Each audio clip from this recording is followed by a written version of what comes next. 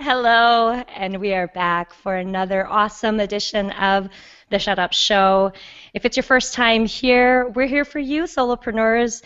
We know the journey is hard and difficult, and you don't have to do it alone. So I'm your host, Bernie Shung. I've got an awesome guest today that I met through a former guest of ours, Nick Loper. Thank you, Nick. And this person I'm so excited to introduce to you because you want to talk about being able to brave through to the other side of fear. This dude totally's got that down, and I'm sure he's got many more fear moments ahead. But the show is not about putting people on the spot. The show is about showing you that you're not in this alone, that no matter how far you're down that path of success, every single person, no matter how far they've come, will always feel that fear. It's going to come and it's going to grip you in that moment. But the bottom line is it's about moving past it. It's about breaking out of it and being able to move forward and do the good shit work that you want to do. So with that long intro, I'm so excited to introduce Kurt Elster to the show. Welcome, Kurt. Welcome. Thank you for having me. Absolutely. You came highly recommended by Nick.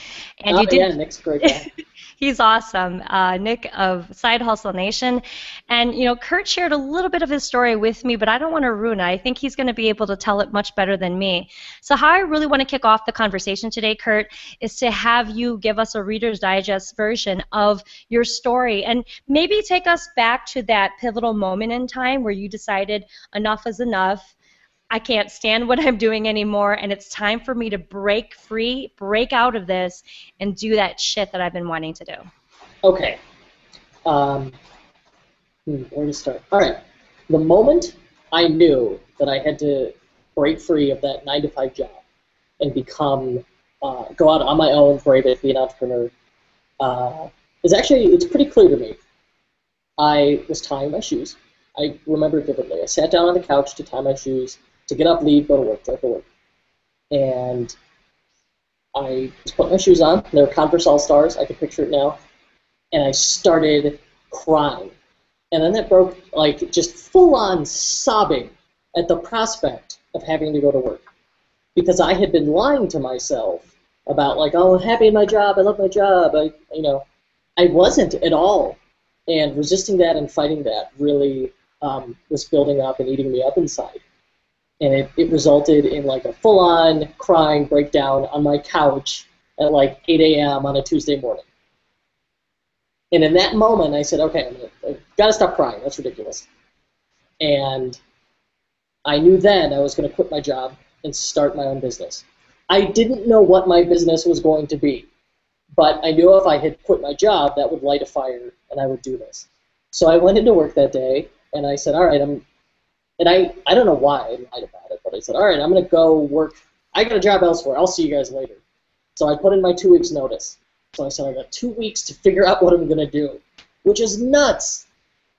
And then I went the next day. I was taking a shower, and that's when I thought, okay, I'm going to start a software as a service business. And I have a friend who's a good friend from high school, dearly love him. I was best man at his wedding, who had recently lost his job and was on unemployment. I said, I bet I could rope him in to be my technical co-founder. So and that's what I did. I just, one day, because I couldn't take it anymore, quit my job. And really the thing that did it was I think what pushed me over the edge was I was at work. And I had asked my boss a couple weeks prior, I said, can I get a raise? What's my future salary? What can we do here? And he was like, I love you, you're a great guy. He was a smooth talker. You're really great, you do wonderful things here, but there's no money in the budget. And then 2 weeks later, he had me, sort of as an assistant shopping for a used Porsche 911 Turbo for him. And that's when I was like, wait a second, this doesn't sound right. And I think that's what pushed me over the edge, was helping my boss, who'd said I couldn't earn any more, buy a expensive German sports car. Oh my goodness. Wow, Kurt.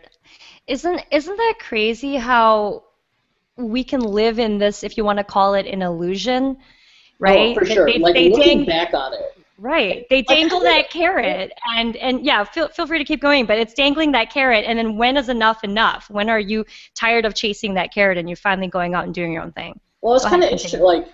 he would give me more responsibilities, and I'd be like, yeah, this is the new thing I'm going to do. This is super exciting. But I was never getting any more money. Like, there was no compensation for that. Um, and I had, like, and my parents actually were like, wait a second, is this guy ripping you off? And I'd get really defensive. I'd be like, no, I love it there. And I really didn't. Like, but I had convinced myself, absolutely convinced myself that I did. What do you think? What was it about the job that you actually did enjoy, if there was any aspect of it? Well, it was for an e-commerce startup, and they had that startup culture. So it was very like, you set your own hours, you come in, you're your own boss, and there was a lot of like company outings that were fun. And they sold car parts online, aftermarket car parts, and like they took us to industry events, and so there were definitely perks and benefits, and I enjoyed it. And actually, now that I've gone out on my own, he's a good friend of mine now, and he's actually one of my clients too. So I've turned the tables. I love when things come full circle. Oh, absolutely. It's interesting though because I'm not surprised by that. I've talked to over 100 entrepreneurs here on the show, and pretty much everybody who had a similar experience as you said that in that moment of reckoning, they were thinking like, why am I still here? I don't even like this. But later on, they realized down the road that the skills and the experience that they acquired in that time, right, doing that job, chasing somebody else's dream, it actually was beneficial because it did help them down the road. I still had to do that time, and actually, and as fledgling startup and growing with them, I learned so much. Like, when I first went out on my own in those first 2 years, I realized, like, how much I had taken in and learned from them. Oh, for sure. And then, right. 5 years after that, now we're friends, and they're a client. That's awesome. Now, I believe this was, 2009 that this all happened, right? When you left your product manager position, you went out, started your own bootstrap startup. You talked about failure quite a bit, and you finally got to a place several years later now where you finally honed in on your specialty, and you've kind of carved a nice niche for yourself. Do you want to take us? Do you want to take us there and tell us how you got there? Originally, we bit off more than we could chew. So in my rapture at being set free, really went too big. I developed this idea for this huge software as a service e-commerce platform, and it had dependencies on like various vendors. It was flat out crazy to do as a first endeavor. But as a first endeavor, I didn't know any better. So I did it, and after about 11 months, we had an office in our local town in Park Ridge, and we had people who would introduce themselves, like various business owners, and they misunderstood what we were doing, because I'd be like, oh, we do software as a service, and blah, blah, blah, and all they heard was, like, website. So these people would come, knock on my door, and be like, oh, can you help me with my website? I need a new website for my business. And I was like, no, I'm not doing that. Get out of here. This is a bootstrap startup. This is cool stuff. You don't get it. Go away. So these people were literally knocking on my door, trying to give me money to do a service, and I was saying, I can't take your money. That would be inauthentic to the dream. I have to do this crazy thing that I set out for myself. And after 11 months, it wasn't working out. Like, it wasn't working. We needed to keep the lights on. And we'd taken 2 of those jobs just to get cash in the door, because we were bootstrapped. And I said, wait a minute, what are we doing? Because in your first entrepreneurial endeavor, I think there's this thing like, you think you can't fail. Like, if you change the business model at all, if you change that original dream, because you've gone and told all your friends and family about it, that somehow that's a failure. It's not. It's pivoting to survive. Like, real businesses do that all the time. And now I realize, like, probably every 6 months, I retool my business a little bit just to keep evolving. So yeah, one of the things you can't fear is changing. Like, at the end of the day, being an entrepreneur is like, your end goal is, I'm going to make a living for myself, and that's it. Like, you haven't failed so long as you're still working toward that goal. So yeah, we gave up on that original idea after 12 months and turned from this complicated software as a service thing to let's provide web design services to our local small businesses who are all knocking on the door asking for help. Isn't that funny? Isn't that funny how sometimes we build things, and I think there's like I'm maybe seeing three different things that's happening, right? You build something that people don't want, right? Or people want something and you're totally ignorant and you're not building it for them. Or the third is kind of a combination of both, where you're building something but you're not in front of the right people, right? Yeah, You have the wrong people in front of you. So what was one of the greatest lessons you learned in this pivoting that you had to do that really made you go, okay, now this is what I should be doing? well, one of the things was I wasn't listening to our audience. Yeah. So I was trying to sell to an audience who didn't know I existed when I had unintentionally developed a network locally who was literally begging me to, like, begging to pay me. Well, And I ignored them. before we hit record, you were talking about them like wanting you to help them with like IT support stuff, which I mean, we laugh about it because that's not what Oh, you that's true. do. Yeah, yeah. But you're the sought out resource. They don't Yeah. care what it is. They want you for it. People are wanting to throw money out at you. And, you know, this is what happens when you don't listen. So now that you've listened, what's happened since then? Well, listening since then, so we've built essentially a large web development agency. We're a small team. We have big clients. We've done projects for Verizon. Uh, a website we built supported a Super Bowl campaign they ran last year for, it's called Fight Foam Off, and that was exciting stuff. So we're doing that. We're working with our local creative agencies in Chicago to support their clients. And then we also, so we've siloed our business into two practices. There's those consulting services, and then we also I still help small businesses, just as we did 4 years ago, but I've limited it to e-commerce and Shopify. And that's because it's incredibly rewarding. I could center all my work around return on investment that way by doing e-commerce, and I love that. If you have a vendor and they don't talk about the money they're going to earn you, fire that vendor. Like anyone who calls me, you know, if they have a project, I'm like, listen, that's not going to make you money, I don't want to do it because I want to earn my keep. So we always want to see like a 2 to 5x return on investment with our clients. And that's very rewarding. With e-commerce, you could quantify that very easily. Right. You know what's awesome about you too is in looking at your background, I noticed that you know how to make viral campaigns, right? You had Right. some posts that were very popular. And I know this is a massive question for me to ask you, but what do you think you did right? Okay. So the way, originally we thought, well, viral is just an accident. It's a thing you can't engineer, you can't do. And you know what? I was absolutely right. But we did it by accident. So we were in the office one Friday afternoon, and by this point, I had 2 other partners and a network of 1099 individuals. And one of my partners, Paul Rita, who is a wonderful man, he had a friend he was trying to plan a matinee with. They wanted to see a matinee of Paranormal Activity, right? So they're texting back and forth. And they've got in iOS loves to screw up with autocorrects. So one of his friends said, I'd rather see a calming matinee, right? Because she didn't want to see a horror movie. It turned it to Manatee. So he gets this text that says, I'd rather see a calming manatee. And he's like, what is a calming manatee? So he said, Kurt, calmingmanatee.com is available. You should register it. And I was like, what are we going to do with that? That's silly. But I'm like, you know what? It's $8. I'm going to register this domain name and see what you could do. So I did it, and by the end of the afternoon, he put up a page that loaded 1 of 10 random images on page load. And he found Creative Commons licensed images of manatees. We found 10 of them. And then he'd added these like very encouraging captions. And my favorite, it's a manatee, and it just says, you go girl. Like, that's fantastic, right? And I thought it was silly. And then he sent it to his friend, and she was like, you put that together that fast?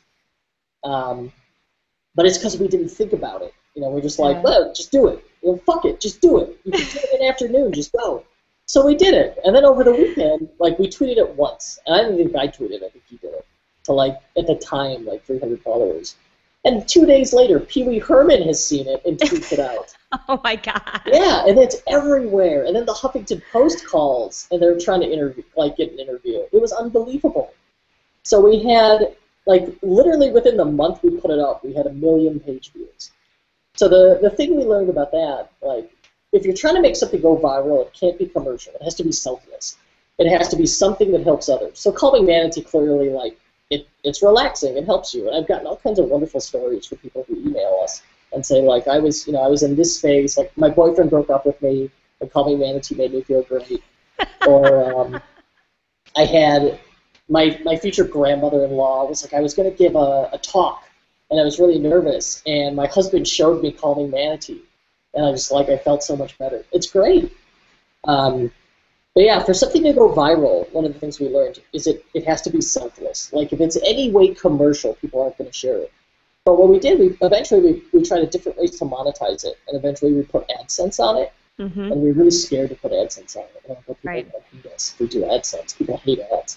Not a single person, after millions of people have seen our stuff, have complained about ads. So AdSense is like a super low barrier to entry to monetize content.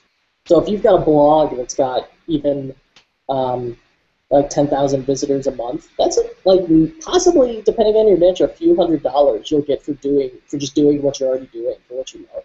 Right. In AdSense. What a fantastic! I mean, I know we're making light of this conversation here, but what a fantastic idea! Because this is what I'm hearing. Number one, you had to have fun with what you were doing. Absolutely.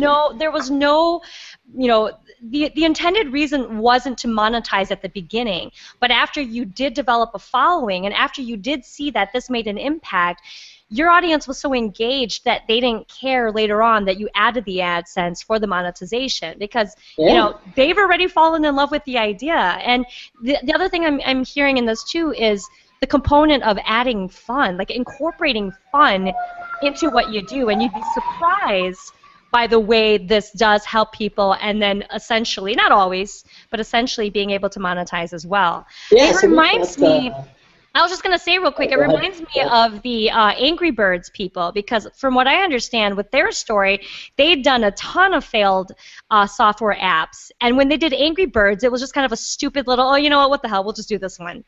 And that one ended up being like an overnight success for them from what I heard. And so this kind of reminds me a little bit of that. It's the one that you're not thinking too hard to do it. Oh, It's absolutely. Yeah. easy. The less you think about it, the better. And even like Calming Manatee, it just keeps going. We add manatees to it every so often, but it's otherwise been unchanged. Even last Christmas, I was sitting on the couch where we've got MSNBC on in the background, but not really paying attention to it. I just like the background noise.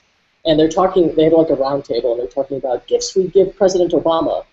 And one of the people in the roundtable discussion says, listen, he's had a really rough year. I'd give him Calming Manatee. And then they're discussing Calming Manatee on the air, and I'm sitting on the couch like, oh my God, I can't believe it. And it's funny, so we made a Calming Manatee for the woman, Christina Bellanocci, I forgot, something Italian. Found her email, we sent her an email, we made her a Calming Manatee. So, and she was That's very grateful. hilarious. That is Yeah, hilarious. the thing we learned from that is like no idea is stupid. Like if you can do it in an afternoon or even a week, don't think about it. Just do it. Just try it, put it out there, and see what happens.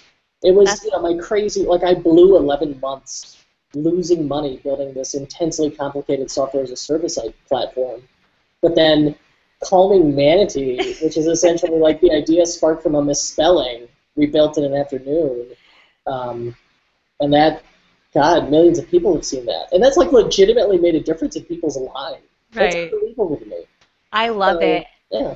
Well, I do have to give credit to you too because I think that even though it was a mistake, right? Even though this wasn't intentional from the beginning, you and your partner had this innovative sense, right? To use your creative mind and do something with it. Because I think sometimes there are many of us who are so caught up in what we're doing every day, Kurt, that we don't pay attention to these things and have fun with mistakes or, maybe a misstep or, perceived failures, right? We hold ourselves back and we hold ourselves down and we're like, oh my God, I can't believe I made that mistake. That was the dumbest thing ever.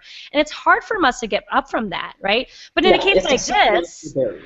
right. And in a case like this, you guys didn't use this misspelling as an error, I mean, as a mistake, or, oh my God, I'm stupid. It was, let's have fun with this. Let's do something with Absolutely. this. And who cares what happens? Let's see Yeah, what and happens. since then, including Calling Manatee, we've created, I think, 39 websites in Wow. the same vein. 39 of them. And of them, really, like, three are huge successes. So, not any, like, that, I don't feel bad about it. I mean, it was a cool idea. I had fun with it. We made 36 that didn't work, and three that totally pay for the cost of the others. Because when there's simple ideas, you just do it. It's great. Right. Yeah, the two successful ones, aside from Calling Manatee, are Rainy Cafe, Okay. and that just plays the noise of rain in a cafe. And it was because when I work, I used to listen to Rainy Mood, which just plays rain noise, and Coffeetivity, which plays a cafe. And I'd put them together in two different tabs. Oh, that's so cool. And I said, wait a second, why am I doing this? Because I had like those are back in the days when Firefox had never leaked. But sorry, I'm getting nerdy. I'm like, I could do this ourselves and make it better. So I made it for myself. And then it appeared on Lifehacker, and then again, like millions of visitors a day. And that one I was running, I already had AdSense going on it. Um, That's so crazy, and that's yeah, awesome. Have you always been creative, would you say, Kirk? Because I know in your bio you talk quite a bit about how you do have the technical background and you're also a designer slash you have a lot of business acumen, which is rare at times, is what I yeah, find. yeah. I'm a It's bit of a becoming less unicorn in that rare sense. now, right? But for you, do you think that from a very young age you knew you would be pretty creative growing up and also businessy at the same time? I knew well. I loved to draw. So ever since a young age, I was like drawing Sonic the Hedgehog and Teenage Mutant Ninja Turtles. So I knew I was creative in that sense, like traditionally creative. And then in college, I actually started a little bit in undergrad, um, and I ended up doing business. I think just because it was an easier degree to get. But I fell in love with it, and I worked with. There's an entrepreneurship center that I worked with, and then I went on. I got my MBA from IIT and studied marketing at the University of Chicago. Um, but you know what? I don't think any of that particularly helped me. It taught me to speak the language, and that's it. But as far as like ROI, there's no way. Like today, I went to Beloit College. I think my undergrad education today is like 180 grand for 4 years. I don't I don't think that would help anyone. So if you're looking and saying like, well, I don't have the creds, I can't do it. That shouldn't stop anybody. Right, right. I love it. And I think that you said something really important before, and you talked about not feeling stupid. And there's this quote that I've said so many times here on the show, but I'll repeat it again. It's by Epictetus, and he says, in order to improve, one must be content to be thought foolish and stupid. And the reason I love that so much is because I think many of us, us referring to entrepreneurs, many of us know that we have the ability to succeed and do well, but there's still this fear of, oh my God, what if I put myself out there and I suck, right? Or what if nobody comes after I launch that thing? And basically what you're saying is, who cares? Yeah, Put who it out there cares? anywhere and learn from it, right? Yeah, and it's funny, like I know when I'm dealing with someone inexperienced when they come to me with their idea and they say, all right, to build this idea, I need you to sign my NDA. And I said, me stealing your idea is the last thing you should worry about. Your biggest problem should be worrying about you build it and no one cares. You know, and if that happens, fine. Then you like either change it until people care or move on to something else. Right. I love that. Change it until people care. That's such a great, piece of wisdom to impart on everybody here because I think what ends up happening sometimes, those who actually fail, because here's my definition of failure. Failure is when you give up and you don't get back up and try ever again at that thing, right? So to me, I feel like sometimes there are stumbling blocks for us entrepreneurs, but if we get back up and we find a way to iterate and improve and see what we're doing wrong and maybe poll our audience and see if there's something that we've missed, I don't think there's anything wrong in that. I think our audiences are more forgiving than we think they really are. They want us to come Absolutely. back, right? And they want Yeah, us to do better next time around. But there's still that fear, Kurt. We all still feel it every day. We wouldn't be human beings if we didn't. So I have a really big question to ask you now that we're in and we know your story, we know what you've been through. But right now, as we sit here today, Kurt, what are you afraid of right now? all right, this is silly. I'm still to this day, I am still afraid of what people think. I won't read internet comments. And occasionally I've read internet comments and stuff about myself. And there's always someone out there who wants to be negative and wants to tear you down. And it's like, what are they building? Like, what are they doing that it matters? And the way I've gotten around it is by celebrating wins. Like everything I do that's successful, that works, that made, like either made money or made someone's day better. Like Call Me Manatee makes people's day better every day. I celebrate that win. I celebrate it with you. Or a project that in my business that makes money for me. Those are wins. So I always celebrate those whenever I start feeling down because I read somebody's comment where they're like, I read some comments about the magicemail.com, another side project. It's just an email template that I like that helped a lot of people. And I accidentally stumbled on a comment on Reddit where someone made light. Someone thought it was very, they described it as cute because I said I send 4,000 emails a day, or 4,000 emails a year. And they're like, oh, lol, he thinks that's a lot. That's cute. And that like really bummed me out. Like, why should I care that this guy is sending more email than me? But that bummed me out. And I'm like, wait a second. Way more people have been helped by that website, like freelancers especially. There are guys making snarky comments. So I just have to, always celebrate wins and run my business from a position of strength. I And love actually, that. a lot of things it's psychological barriers. That's when I got my business out of its adolescence, so like year 4, is when I really started to think of long-term strategies and not stumble into stuff. There's a book that really helped me a lot. I brought it. Winning Through Intimidation. Oh, I've heard of that Yeah, before. it's that title makes it sound ridiculous. It's really not about intimidating people. It's just about getting yourself in that psychological mindset to run your business from a position of strength. And that's helped me hugely.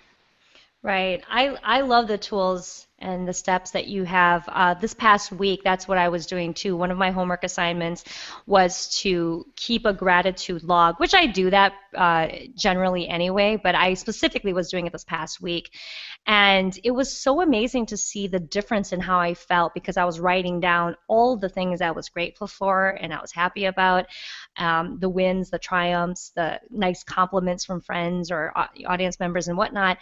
It was so different because sometimes, Kurt, you can get caught up in that whole, one person said something mean to me in a comment, even though 90 awesome things are happening over there. Yeah, 'cause, like 10 emails about saying how I help someone, and then one email or one comment that's just snarky, and it's like, wow, that ruins my morning. And Totally does. yeah, absolutely, having like a swipe file or a note somewhere where you put those nice things people say, that absolutely helps. Right, right. Let's just dive real quick because I know for those who they logically get it, but maybe there still is an emotional disconnect with, how am I ever going to get through something like this? How am I going to get over something like this? And I think the thing is to recognize the triggers.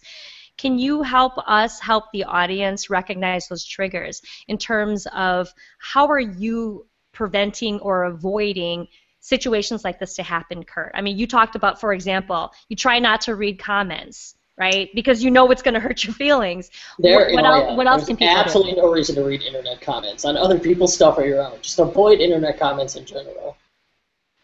Um, Anything else? uh,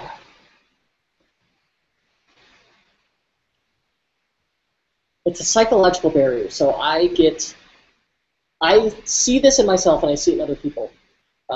They start making excuses. So if you have a great idea, but then you start making a list in your head about why you can't do it or you shouldn't do it, you're really just making excuses as to why you don't have to try because you're scared of failure.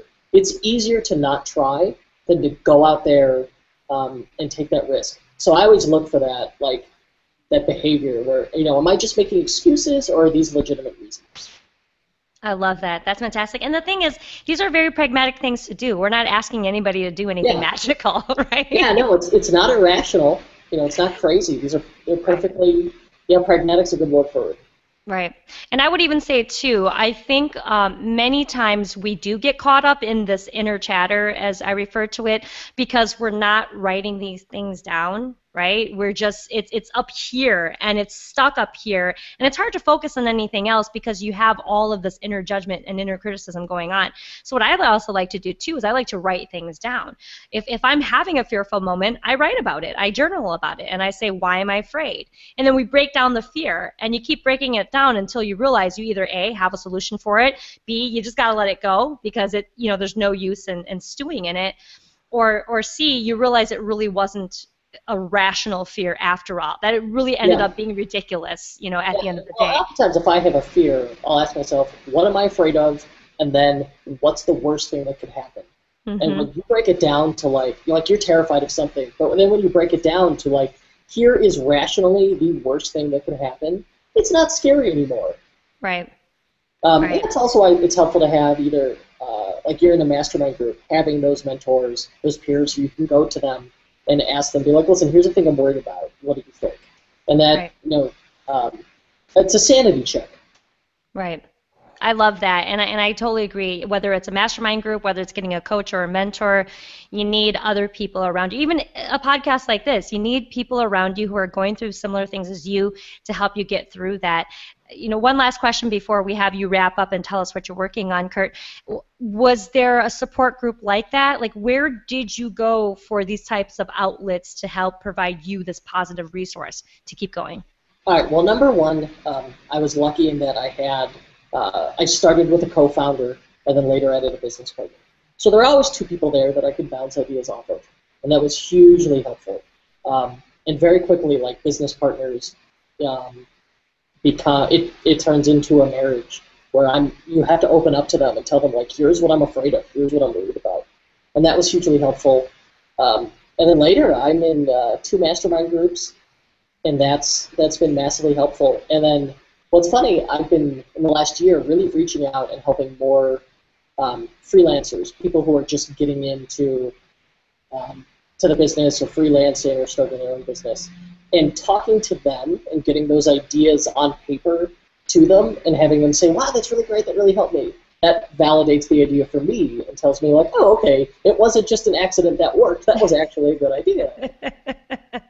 So basically, you're having them implement the things that you wish somebody would have told you, what, 5, 6 years ago, right? Yeah, a lot of it's okay, this is a thing that works for me, and it's easy to doubt yourself. It's easy to say, that didn't work because you're smart. That just worked because you got lucky. But when you tell it to someone else and they say, oh, that's a great idea, or that really helped me out, then it validates it. You're like, okay, maybe I'm not an imposter after all. I love it. And that word comes up a lot, Kurt. Yeah, Seriously. imposter. Every single person I talk to who's an entrepreneur or a small business owner, that is one of the biggest fears is what if they find out that I'm not all that I claim to be. And the thing is, we usually end up being all that we are, but for some reason we're the only ones who don't believe it. Yeah, well, that's the nature of it. But yeah, the more you got to celebrate those wins and seek out that reinforcement and help people, and that'll very quickly you'll say, wait a second, maybe I'm not an imposter. Maybe this is for real.